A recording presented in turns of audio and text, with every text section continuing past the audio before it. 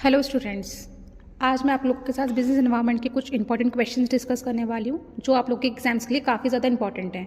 So the first question is, who is the president of national development council? Finance minister, prime minister, chief minister, none of these. The answer is prime minister. Second question is, in which year WTO was formulated? आप लोगों का WTO मतलब कब formulate हुआ था, किस सन में आप लोगों का ये WTO फॉर्मुलेट किया गया था? Answer is 1995। WTO की फुल फॉर्म होती है world trade organisation. Third question, socio cultural environment include attitude of people, family system, caste and religion, D all of the above.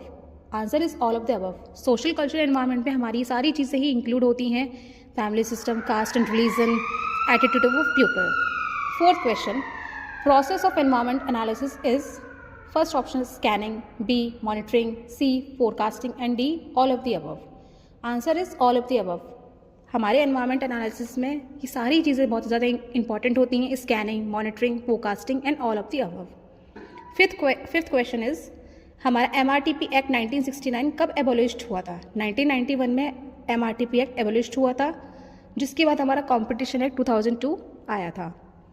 1969 में हमारा MRTP एक्ट आया था, जिसकी फुल फॉर्म है monopolies restricted trade practices. Sixth question, micro factors of external business environment does not include competitors, customers, government policy, none of these. Answer is government policies. Micro factors के external business environment के किस चीज़ में include नहीं किए जाते हैं, तो the answer is government policies जो होती हैं हमारी इंक्लूड नहीं होती हैं। सेवेंथ क्वेश्चन, कॉम्पिटिशन एक्ट हमारा कब इंट्रोड्यूस हुआ था? वो हमारा दिसंबर 2002 में इस्टेब्लिश किया गया था। Eighth question, fiscal deficit is total expenditure plus total receipt, B revenue expenditure receipt revenue, fiscal deficit interest payments, या none of these. Answer is total expenditure plus total receipt plus loan. Fiscal deficit हमारा total expenditure plus total receipt मिलकर बनता है। Next question 9, the World Bank has established in the year, हमारा World Bank किस year में establish किया गया था? 1944 में हमारा वर्ल्ड बैंक जो है वो इस्टेब्लिश किया गया था। लिबरलाइजेशन मीन्स क्या होता है? 10 question. Option A, policy of plan investment, B integrating among economies, end of licence reduction of government control, D none of these. तो लिबरलाइजेशन मीन्स क्या होता है कि end of licence and reduction of government control, licence and reduction करना government का control का। तो liberalisation means ये होता है end of licence and reduction of government control. 11 question, when was the new consumer protection act implemented in India? आपका new consumer protection act implement किया गया था इंडिया में 1976, 2020, 1996 या फिर 2006। तो हमारा new consumer protection act India में 2020 में एस्टेब्लिश किया गया था। 12 question, which of the following is not a feature of business environment? Interrelated elements, dynamics, complexity या कंटिन्यूस। तो नॉट पूछा गया है फीचर बिजनेस एनवायरनमेंट का, तो आंसर इज कंटिन्यूस। कंटिन्यूस किसी भी तरीके से फीचर नहीं है बिजनेस एनवायरनमेंट का। 13 question, refers to negative and unfavorable external factors that are likely to create hurdles for a firm. Opportunities, warning, threats, none of these. Answer is threat. Opportunities, warning, threats जो हमारी होती हैं किस चीज़ में refer होती हैं, जो कि नेगेटिव और अनफेवरेबल इम्पैक्ट डालते हैं एक्सटर्नल फैक्टर्स का, वो है हमारी threats. 14 question, globalisation does not involve reduction of barrier, free flow of goods and services, global mechanism for settlement of economic disputes, or free flow of capital. So the answer is reduction of barrier. Globalization हमारी किस चीज़ में involve नहीं होती है? reduction of barrier में किसी भी तरीके से हमारी globalization में इन्वॉल्व नहीं होती है। Question 15, which of the following are the impact of government policy changes on industry, business and industry? Answer is increased competition, need for change, demanding customers, all of the above. Impact of government policies में हमारी सभी चीज़ें involve होती हैं, like increase competition, need for change, demanding customers और all of the above. So the answer is all of the above. 16 question, which function is not performed by government for promotion of economic environment? ऐसा कौन सा function है जो हमारी government क्या कहते हैं परफॉर्म नहीं कर पाती है किस चीज़ के लिए? प्रमोशन ऑफ इकोनॉमिक एनवायरनमेंट की। सो the first option is nurture the mentality countries development, B. Exploitation of environment. C. Effects proper utilization of resources. D. All of the above. तो इसका answer all of the above नहीं, इसका answer आएगा exploitation of environment.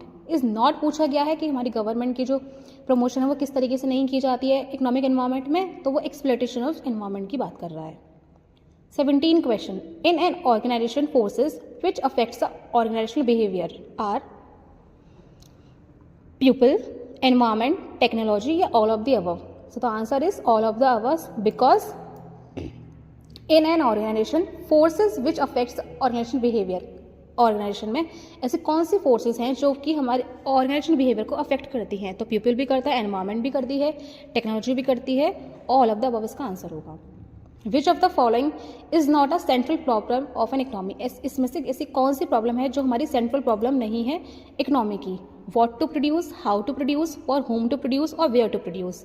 The answer is where to produce, not a central problem of an economy. Where to produce एक कोई भी ऐसी central problem नहीं है किसी भी इकोनॉमी के लिए. Next question number 19.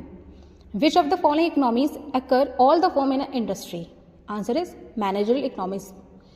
ऑप्शंस क्या क्या हैं इसके? Managerial economics, economics of concentrations, labour of economies या marketing economics. Answer is managerial economics. Managerial economics ऐसी इकोनॉमिक्स है जो कि अकर करती है ऑल द फॉर्म में किसी भी इंडस्ट्रीज के लिए.